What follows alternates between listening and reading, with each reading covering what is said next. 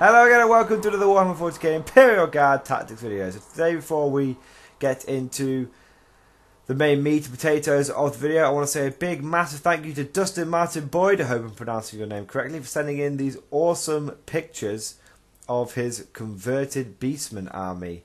Dustin said that basically he was a long time fantasy player and he's gotten to 40k with 8th edition.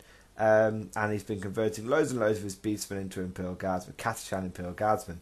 Absolutely fantastic theme for the army, absolutely fantastic idea. Really love some of the conversions. I've only picked out a few pictures here, but you did send me lots of absolutely excellent pictures. If anyone wants to see them all, please go to my Facebook and take a look there, because there's lots of really cool pictures. It just gives you an idea of how you can have a completely unique army, still within Games Workshop models, that you can use at any tournament.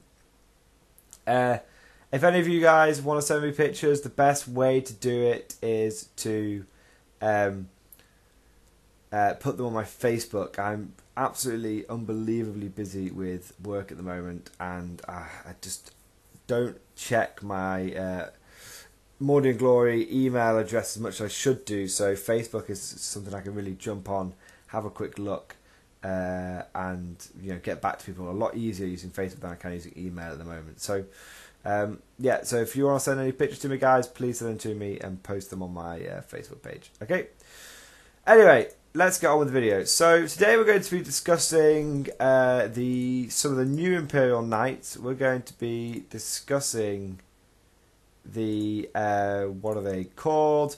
Armiger Knights, the baby knights. Now, I know a lot of people are really excited about the Dominus Knights, but I haven't got a lot of experience fighting against those yet or seeing them in action. So I don't want to do a video on one of those until I have absolutely got some knowledge on them, basically. But the Armigers, I've got a little bit of knowledge of them, a little bit of experience fighting against them, seen them in action on a couple of battle reports, and I think they're pretty cool. I also think they're in a very unique place where they can offer Guard access to an alternative to the Leman Russ, or a complement to the Leman Russ. Okay, you see, the reason why the Armiger I'm most interested in is the Armiger Knight Helverin. Okay, now, the reason for this is because it comes with a lot of DACA. And to give you the stats, a Helverin has movement 14, so it's faster than Leman Russ. It's got ballistic skill 3+, weapon skill 3+, so it's got better ballistic skill, weapon skill than a Leman Russ from the get-go. Strength 6, toughness 7, so it's slightly less tough. It's toughness 7 versus toughness 8, which is a big deal. But it's got 12 wounds, it's got 4 attacks, always in close combat, and it has a 3+ save. Now, a lot of you will be saying, oh, this is a sort of we're going over the whole Predator versus Leman Russ argument again, blah, blah, blah. Not quite. I personally believe that the Armiger and the Leman Russ are equally as tough, because the Armiger comes with a 5+ invuln, whereas the Leman Russ doesn't. So the Leman Russ has a 3+ save and toughness 8, and the Armiger has a 3+ save, 5+ invulnerable save, toughness 7. So essentially, the Leman Russ is better at absorbing small arms fire, but against things like las cannons or melter guns, where normally the Leman Russ isn't going to get a save, the Armiger will get a 5+ invuln, which makes a big difference. So there you go. Also, the Armiger isn't completely rubbish in close combat, the Helverin, and especially if you go for the Warglaive option, you've got Helverins and Warglaives. But we're going to be focusing on the Helverins, and there's a reason for this. So the big question is, do you use Armigers in place of Leman Russes? Because the crazy thing is that these things are actually cheaper than Leman Russes to buy as well. Leman Russ is about £31, £32 from Games Workshop. These things, you can buy 2 of them for £45. That's £22.50 per Armiger Helverin. That's really, really good. I'm kind of tempted to pick a few of these things up. Yeah, they're absolutely crazy. Now, the weapons they come with are really interesting. So, they come with Armiger autocannons, which are heavy. It comes with 2 Armiger autocannons, which are heavy 2d3, strength 7, AP -1, damage 3. Ignore the penalty to rolls for moving and firing this heavy weapon. Okay, so basically, this is kind of like having a vehicle which has 2 Predator autocannons. It's got 2 heavy 2d3 autocannons, but the damage 3. But the best thing is these things are range 60, so they've got a lot more range than a regular autocannon, and they ignore moving and shooting with the penalty for moving and shooting with heavy weapons. So they're kind of like, I mean, if you think about it, one Leman Russ, it's a really interesting question, because these things are definitely they're definitely a full-on replacement, as far as I'm concerned, for the Leman Russ Exterminator. But the Leman Russ Exterminator isn't that good. But I'm just thinking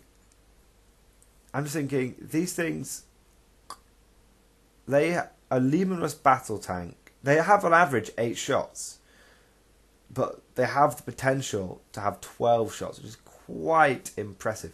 But they hit on a 3+, which is so amazing. So these things have the... Oh, and don't forget, they come with a heavy stubber.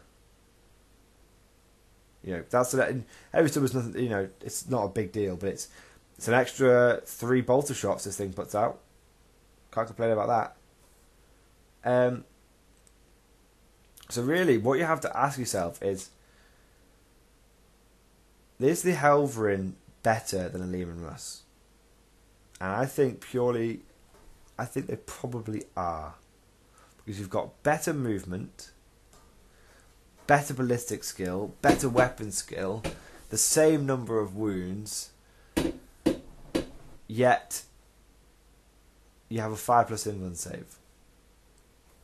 So you will be, yeah, don't get me wrong, you will be more vulnerable to bolters and things, but it's not like, you know, bolters aren't really going to be killing your Leman Russes. They never have been, so they're not going to be killing these things. They might chip a wound off here and there. So, the big question is points.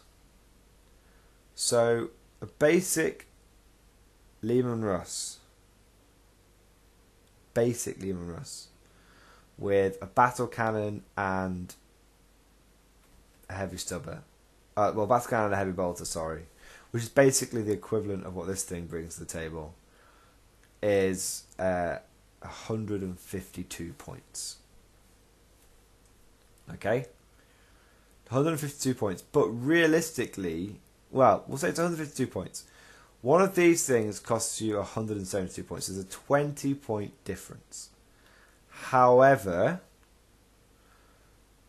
what you have to ask yourself is, yeah, that's the same number of shots, roughly, but a Leman Russ, to have the same firepower as one of these, is going to have to buy itself some heavy bolter sponsons and some other bits and bobs. So I normally say that's another 16 points. So realistically, to get the same amount of firepower from a Leman Russ, you have to spend 168 points, 170 points basically, versus an Armiger Helverin with a heavy stubber, which is 172. So really is a 4-point difference. So these things, you could definitely take these things instead of your Leman Russes. However, this is the question I have. This is the point I want to make.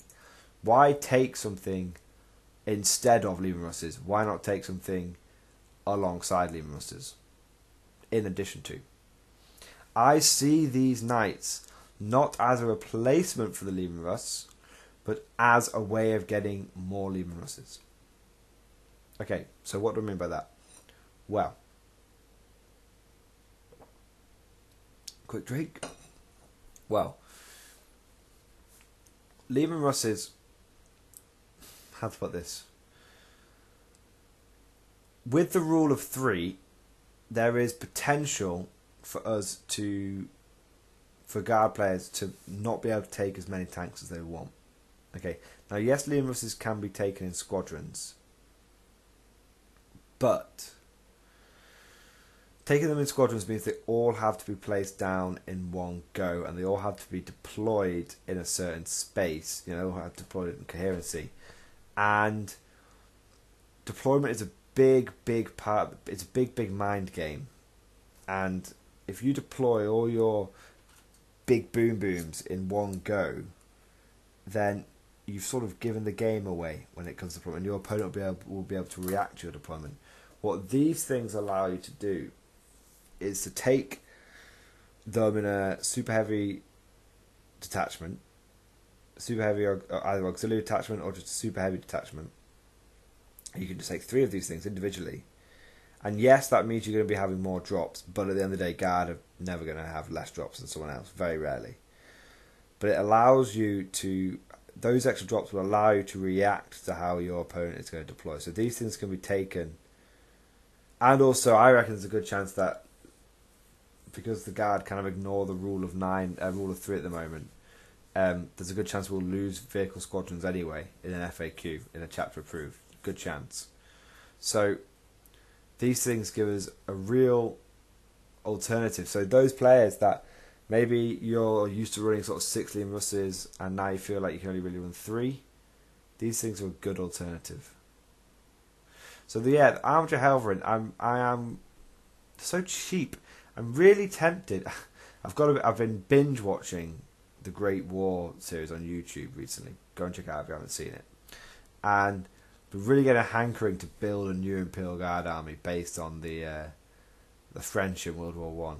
I probably won't do it, but it'd be really cool to have these Armiger Helverins supporting like a big infantry wave. That would be very cool, very interesting. But anyway, guys, I think that Armiger Helverins are a really good option for an Imperial Guard commander. It's everything that we shouldn't be dismissing. They put out a lot of firepower, a lot of DACA. They're pretty cheap. They're very cheap, and to be honest, they do provide, for 170 points, they do provide a really solid amount of firepower. A really solid amount of firepower. So I hope you guys. So yeah, that's it basically. I don't want to waffle on too much any more than I already have done. Hope you guys have enjoyed this video. Give me your thoughts. Give me your thoughts. Is there anyone out there who's a Guard commander who has some Armigers, who's used them? Have you got any feedback? Do they do the same job as Leman Russes, or do they do a completely different job? Please let me know. Okay, thank you for watching. Leave lots of comments, and I'll see you guys next time.